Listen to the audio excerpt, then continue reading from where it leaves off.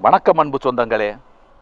நமது ஒவ்வொருவருடைய வாழ்க்கையும் அழகாக அமைந்து விடுவதில்லை. அந்த வாழ்க்கையை அழகாக அமைத்து கொள்ள வேண்டும்.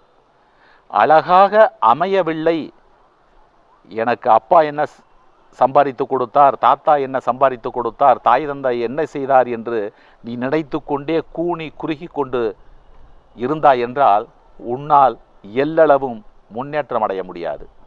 இந்த அழகாக வாழ்க்கையை, அழகில்லாத வாழ்க்கையை அழகாக வைத்து கொள்ள வேண்டுமென்றால் அது உன்னிடத்தில் தான் இருக்கிறது. அதுதான் நம்பிக்கை. அந்த நம்பிக்கை தான் உனது வாழ்க்கையின் தும்பிக்கை. அந்த நம்பிக்கையை கையிலே பிடித்து கொண்டு நீ அழகாக பயணித்துப்பார். இந்த வாழ்க்கை வளமானதாக எந்த கஷ்டமுமின்றி பயணிக்கும்.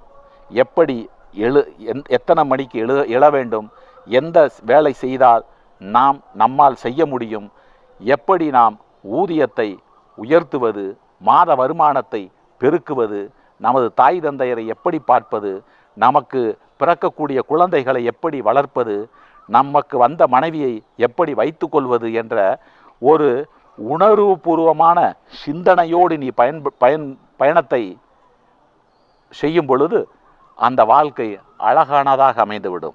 ஆக அழகாக அமையவில்லையே என்று நீ கவலைப்படுவதை விட இந்த வாழ்க்கையை அழகாக அமைத்து கொள்ள முயற்சி செய்வாய். நன்றி, வணக்கம்.